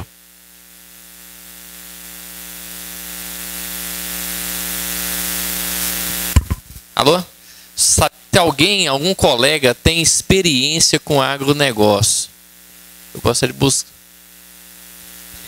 Agronegócio tem. Eu sei que tem um companheiro aqui que sempre. Ah, Marcelino. Não, mas tem um outro aí também. A dúvida minha seria na contabilização do custo. O Everaldo aqui vai dar um chute, depois você chuta de novo. Não. Vai lá, Everaldo. Olha bem, quando se trata de contabilidade, gente, a gente vê umas coisas que não explica, certo? Mas a contabilidade da pecuária é como se fosse uma indústria. Então, se nasceu bezerro, você vai lá colocar quanto que me custou esse bezerro. Aí é interessante, né? Quanto custou o bezerro? Ele custou desde o começo que a vaca começou, arrojou, até eu gastei tanto. E vai colocar isso aí. No caso do agronegócio, no caso do plantio, eu gastei tanto plantio. Isso aí é um processo de, como se fosse industrialização. É um processo, é muito simplesinho, mas é uma contabilidade de custo, que é uma contabilidade das mais lindas que eu já vi, é a contabilidade de custo. É gostosa mesmo, certo? Mas é simplesinho de fazer, mas é só critério de documentação e de colocar um programa. É muito fácil. E a questão da tributação? A tributação só ocorre quando acontece o quê? Uma receita. E quando acontecer receita, não há de fazer tributação. Qual que seria mais vantagem? Presumido ou lucro real? Olha, hoje nada se compara ao presumido. É 8% de lucro, gente, de uma vaca pecuária, que ela vai ter um lucro, a não ser que eles permaneçam com 48 mil, que a pecuária pode atingir mais. Aí deve passar para 78 milhões, né?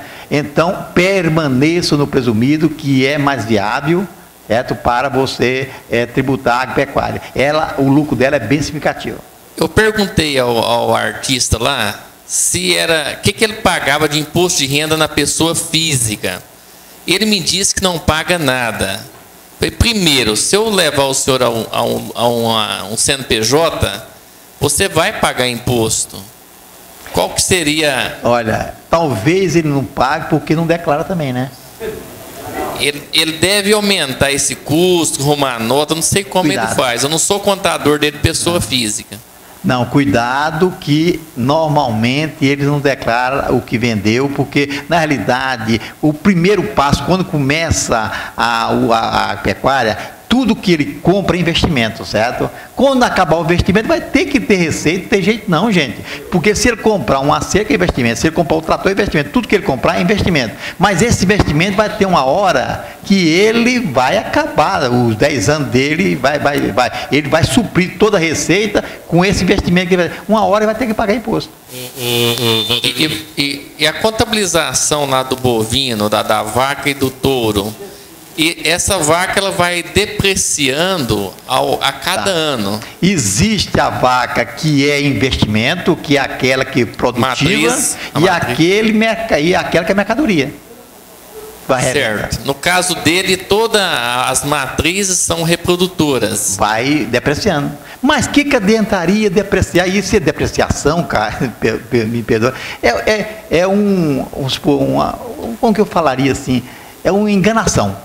Certo? Porque o que adianta eu depreciar que daqui na frente, quando eu vendo pelo total sem qualquer custo, certo? Então, é uma postergação de uma coisa que você pode depreciar, pode colocar uma coisa real aqui, e na frente você tem menos lucro, certo? Então, eu só postergo o imposto.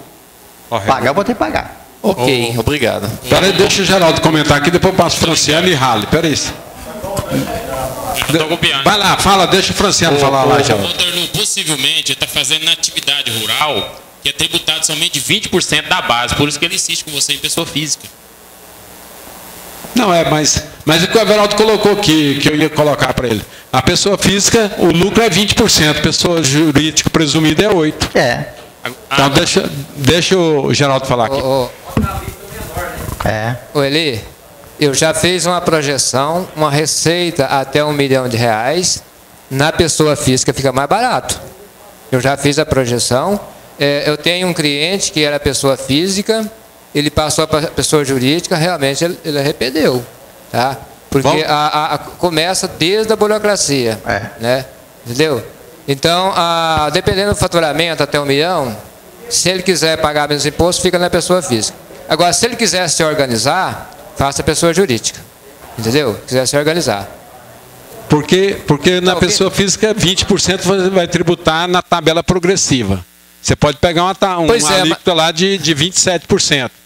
Lá no lucro presumido, 8%, você vai tributar 15% de imposto de renda e 9% de contribuição, 24%. Então vai dar. Olha, a empresa a qual eu faço a contabilidade, inclusive o PIS e o COFINS é alíquota zero. Mesmo assim, alíquota zero, ICMS é isento, mesmo assim a pessoa física dá menos imposto. Não, eu tenho a teoria, você tem a prática, né? Agora, em relação a se organizar, eu acho que a pessoa jurídica é o ideal. Provavelmente. Entendeu? Agora, em relação até os animais, eu não tinha ainda. Inclusive, eu li um livro, acho que chama Agronegócio. Ele é bem taxativo. Por que hoje o pessoal prefere mais pessoa física? Devido ao custo. Tem um custo mais baixo, fica mais barato o custo e até os impostos. Aí, em relação até essa empresa, produção de laranja. Quando ele compra, viu, Bartelô? Não sei se o caso vai atingir. Tem chamado a planta temporário e o permanente, que o permanente são laranjas, café, esse negócio, aquele que é um período maior. Então, no período que vai formando, compra da muda, mão de obra, tudo ali vai formando um ativo permanente, em formação. Aí depois, quando ele começa a produzir, aí ele já passa, já está formado a máquina de produção. Certo? Uma coisa, viu, Bartelô? Não sei, você não perguntou? A pessoa jurídica é uma polêmica em relação à burocracia, os acessórios. Porque a pessoa jurídica, o produtor rural, ele não é obrigado a emitir sua nota fiscal própria. Se ele quiser, emitir a nota fiscal própria, tem a Instrução Normativa 673, se eu não me engano, que ele pode credenciar para emitir a nota fiscal própria. Só quando ele se credencia para emitir a nota fiscal própria, ele fica obrigado a todas as obrigações acessórias normais que tem uma empresa normal. Se ele quiser emitir a nota fiscal na Agenfa, ele fica dispensado dessa burocracia. Só que a questão dá bastante trabalho, né? Pode até olhar o artigo 176, se eu não me engano, que lá diz que o produtor rural pode emitir nota fiscal na Agenfa. Ok, Ralo, quer falar? Rapidinho para nós, tem muita pauta. Com referência à pessoa física, quando a pessoa está investindo, no caso, igual o Veraldo falou, quer dizer, o peso do investimento, se a pessoa investir sempre, ela vai pagar quase nada de imposto ou nada. Se ele investir sempre. Se parar de investir, ele vai pagar. Agora, com referência à depreciação, existe muito sentido pelo seguinte, porque eu posso comprar uma matriz pura, que ela pode me custar R$200 mil. Quando eu for vender essa matriz, já depreciada de 7, 8 anos, ela não vale nada, vale um gado comum. Então tem muito sentido a depreciação. É a postergação mesmo. Corretíssimo. Então, que perceber como que eu falaria assim, essa projeção de negócio, porque quando ele compra a matriz, você falou bem claro, o boi fica caríssimo. Quando ele ficou velho, coitado, ele vai para o açougue e ainda vai ficar lá, ainda vai se expender lá, e a mulher chega, é vaca, né? Então, ele vai fazer com a Então, é interessante você depreciar, porque quando você vender, ele vai vender com um preço residual que quase não vale nada. Então, isso é a projeção de verificar se é interessante ou não. Então, isso realmente o Ralo tem razão. Ok. Tranquilo aí, Walter. Com você aí, Ralo, a contribuição confederativa. Seguinte, o Simples Nacional, empresa do Simples Nacional, não deve a contribuição confederativa. Ou deve? Não, já foi provado lá no artigo 13, no parágrafo 4º lá, que foi revogado, justamente o parágrafo 4º, ele estendia a contribuição sindical, correto? Mas ele foi vetado, então, obviamente, foi tirado. Fala. Nós estamos recebendo ultimamente... Halley. Oi. Halley. Isso aí foi normatizado na IN 94, o artigo 5º, o parágrafo 3º, diz aqui, está dispensado também dos pagamentos as contribuições instituídas pela União não abrangida por essa lei complementar 123. A contribuição confederativa não é instituída pela União? É instituída pela União? Então está dispensada conforme o artigo 5º, parágrafo 3º da Resolução 94 de 2011. E também contemplada na Lei Complementar 123. Então tá bom. Esses comunicados não estão sentido do SESCOM, por exemplo, pode jogar tudo fora. Não resta dúvida, você pode jogar no lixo. Olha, contribui com o SESCOM, rapaz. Qual que é que você quer? Pode falar. Mais um negócio da contribuição aqui, ó. Não, o Renan falou, explicou bem, mas eu sempre recomendo para quem me questiona isso aí o seguinte: dá esse entendimento que o Renan falou, mas essa questão ainda não chegou ao Superior Tribunal, né? Ainda não chegou à instância final na qual os sindicatos estão buscando uma reviravolta em cima disso. Então eu oriento sempre os contadores a falar para os seus clientes o seguinte: olha, o entendimento é esse. Porém, fica a seu critério, né, decidir se vai recolher ou não, porque o litígio de cima disso aí ainda não foi satisfatório, né, não chegou à instância final. Os sindicatos estão recorrendo, não se tem uma posição final do Superior Tribunal. Então, eu sempre jogo a bola para o empresário, oriento para você jogar a bola para o empresário decidir se ele vai optar ou não por pagar. Porque depois chega isso aí provocado no Superior Tribunal e os sindicatos dão uma reviravolta, e aí, como é que fica o contador? Então, eu sempre passo para o empresário.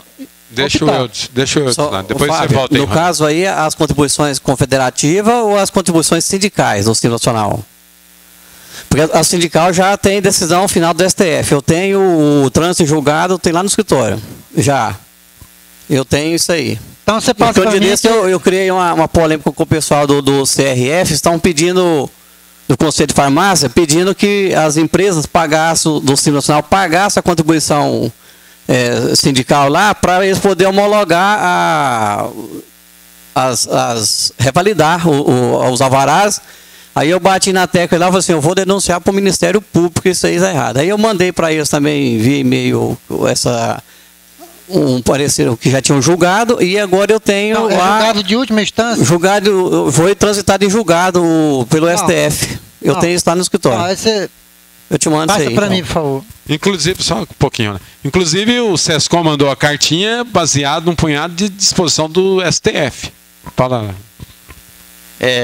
Aí é o seguinte, eu não sei se eu seria a voz da maioria da diretoria, não sei, não posso dizer em nome do sindicato. Como eu não sei, eu falo no meu nome, Ronaldo Capito.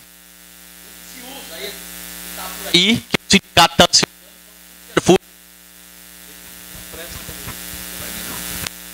são super. Eu peço permissão à diretoria, eu preciso ter uma posição. Não vou ficar em cima. Não é devido, até porque quando existia a lei ordinária 9.317, quando existia a lei ordinária 9.317, o TST já tinha decidido que a contribuição sindical e a confederativa e as contribuições instituídas pela União não era devida. Mas ficou-se dúvida e criou-se então a lei complementar 123. Lei complementar não é lei ordinária. Então nós não podemos ficar no muro. Não é devido. Eu falo isso que não é devido, porque está dentro da lei, está na lei.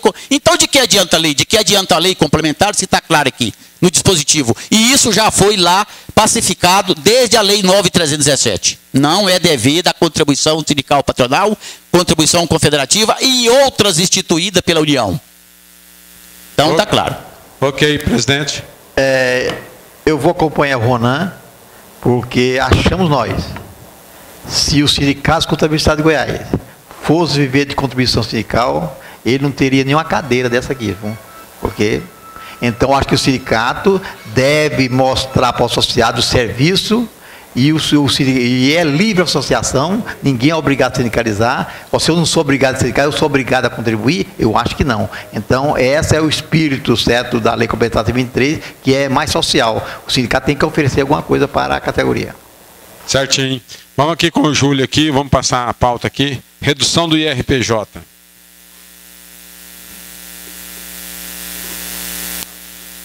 Oi. Antes de entrar na pauta, eu queria só complementar aqui o Sindicato de Psicologia para a renovação dos alvarás também, em Conluias, estavam exigindo, mas na verdade estava exigindo era o registro das empresas jurídicas, porque as empresas jurídicas de psicologia tinham alvará e não era registrado no Conselho. Agora, o meu questionamento é referente ao IRPJ de empresas optantes pelo lucro presumido, exclusivamente prestadora de serviço, e que não fez a redução dos 50% na base de cálculo quando seu faturamento é inferior a 120 mil. Eu pergunto, eu posso fazer isso referente a 2010, 2011 e entrar com o PERDECOM pedindo restituição desse valor pago a maior? Quer falar? Eli. Pode falar. Bem, depende, certo, do enquadramento, certo? Qual a atividade da empresa? É empresa prestador de serviço de psicologia. Psicologia? Não, psicologia. Não. Profissional. É profissional, não pode. Aliás, 32. Não, esse é outro caso. Essa é uma empresa. Empresa comercial pode. Ela é uma empresa de recursos humanos e treinamento. Aí precisa de ver se ele está enquadrado num artigo 49 de uma lei 7.000, não sei, muito tempo atrás, se ela está dentro daquele enquadramento. Se ela estiver dentro do enquadramento, que ela recolheu o imposto maior, na minha concepção, qualquer imposto recolhido maior, ele pode retificar durante 5 anos. Tem também. Não, mas no quadro social não. Como funcionário. Adair, quer palpitar aí? Não? Geraldo é bom nisso aí também. Não, pode-se. Tem que observar o que o Everaldo falou. Agora, só que ele vai ter que retificar DCTF, declaração de imposto de renda, tudo, né? Aí eu entendo que pode. Okay. Fábio, fala aí. Opa. Pode falar. O microfone já está chegando. Você está caladinha hoje, está nervosa? Júlio, a fundamentação é do artigo 138 do Código Tributário Nacional. Tudo aquilo que você paga maior indevidamente, que não sofreu nenhuma ação fiscal, observando as obrigações acessórias, tal qual o Geraldo falou, alguém falou aí, você pode fazer sim. Não houve uma ação fiscal e nem cobrança na Receita Federal, que está agora lá naquelas... Você entra no certificado digital, tem algumas mensagens lá, tá? A Receita Federal, ela está um pouco assim, abençoada, né, perversa, ela está mandando algumas notificações via certificado digital, lá naqueles dados de notícias ou mensagens. Você dá uma visitada lá, aí você pode sim, retifica a DACON, né? A DCTF e a própria DIPJ. Pode sim. Artigo 138 do Código Tributário Nacional. Ok, Fábio. Só reforçando o que o Everaldo tinha falado com relação às profissões legalmente regulamentadas, o ato declaratório COCIT 22 de 2000, ele declara o seguinte: declara em caráter normativo as superintendências regionais da Receita Federal, que as sociedades prestadoras de serviços relativos ao exercício de profissões legalmente regulamentadas, como, por exemplo, as escolas, inclusive as creches, mesmo com receita bruta anual de até 120 mil, não podem aplicar o percentual de redução, percentual de 16% sobre a receita bruta 16. para fim de determinação de lucro presumido, devendo, portanto, aplicar o percentual de 32%. Qual é a atividade lá? Aí tem que... Treinamento e recrutamento. Aí tem que ver se vai ser caracterizado como... tem que ver se vai cair aqui como profissão legalmente regulamentada, né? Ato declaratório COCIT, COSIT, número 22. Cadê o microfone aí? Tá com maior... Você quer falar, Divina? Ato declaratório COCIT, COSIT, número 22 de 2000. Oi? O recurso humano, normalmente, são as psicólogas, a pessoa da área social que criam essas empresas, mas necessariamente não precisa de ser órgão, ou seja, regulamentação, não tem conselho. O Everaldo falou bem, e o ratificou houve ratificação pelo Fábio, confere, mas qualquer pessoa que entende de recursos da área de RH, monta uma empresa para treinamento. Ela chama cursos livres, ou às vezes tem, né? Cursos livres, preparação, tipo aqueles cursos que não requer uma profissão regulamentada. Eu vi casos que tem 100 pessoas regulamentadas.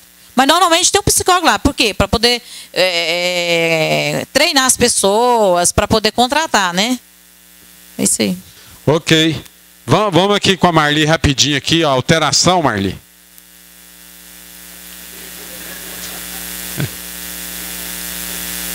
Então vou trancar a porta, não vou deixar ninguém sair.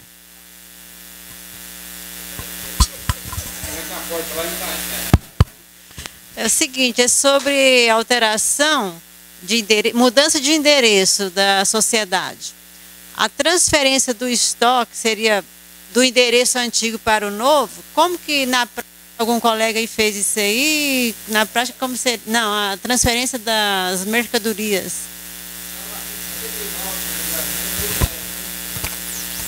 Deixa o Fábio comentar como aqui. Que vai ser o documento? Vamos na prática aqui com o Fábio aqui. Não, é só voltando ao questionamento da profissão regulamentada ou não. Aqui na solução de consulta 231 de novembro de 2001 fala o seguinte: não poderá ser aplicado na determinação do lucro presumido o percentual reduzido de 16% sobre a receita bruta relativa aos serviços de consultoria e assessoria em recursos humanos. Então, se ele prestar serviço de consultoria de recursos humanos, não pode. Agora, vai lá, Geraldo, da Marli. Né?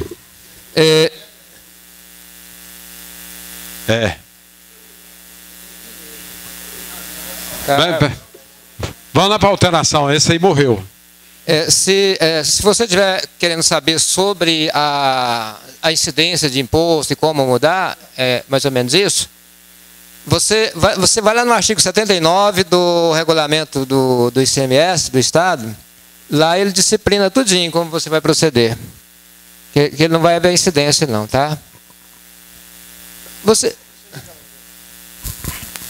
Bom, se eu entendi bem, Marli, é o seguinte: a última transferência de endereço que eu fiz da empresa comercial, levantou-se o estoque, fez uma relação em 2 vias, foi lá, autorizou, encheu o caminhão e descarregou no outro endereço. Não foi parado o caminhão, mas se porventura parar, o fiscal apresenta a relação, se ele quiser conferir, é isso. A tramitação é Junta Comercial, Receita Federal e o Estado. Alteração de endereço. A mercadoria, você vai fazer a transferência dessa forma. Relação de mercadoria em 2 vias, contendo os itens unidade, discriminação, quantidade, valor unitário, valor total. Deixa o Everaldo falar aqui, ó. Peraí. O Everaldo aqui, ó. Ô, Rale. Eli, o que ele falou aqui está no artigo 79, lá. Pode falar no 79. Ah? Não, vocês querem ouvir o Everaldo ali? Ó, senão eu... Espera aí.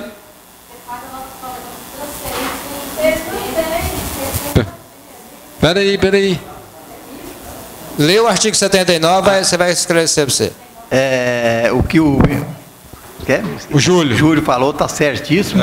Só para reforçar, o fato gerador do ICMS é a transferência e o fator econômico. Mas está no artigo 79 lá dizendo não incidência. Não incidência, não incide o ICMS. Não incide mesmo não, mas reforçar mais ainda. A incidência do ICMS é o fator, a transferência e o fator econômico. Não o fator econômico, gente. Pronto. Não, aqui artigo 79 que o Geraldo falou. Não incide o ICMS na transferência de estabelecimento para outro local de outro estabelecimento pertencente à mesma empresa. Mas é como o Júlio comentou, você faz o processo todinho, faz a relação da mercadoria em 2 vias, pega um visto lá da parte de fiscalização, ou então emite uma nota fiscal de endereço. Remessa para outro endereço. Irani, quer ainda ver? Pois o Fernando? Tem um Franciano na frente dele, mas vai lá, o Adair está aqui. Falta. Cadê o microfone aí, Fernando? Tem não?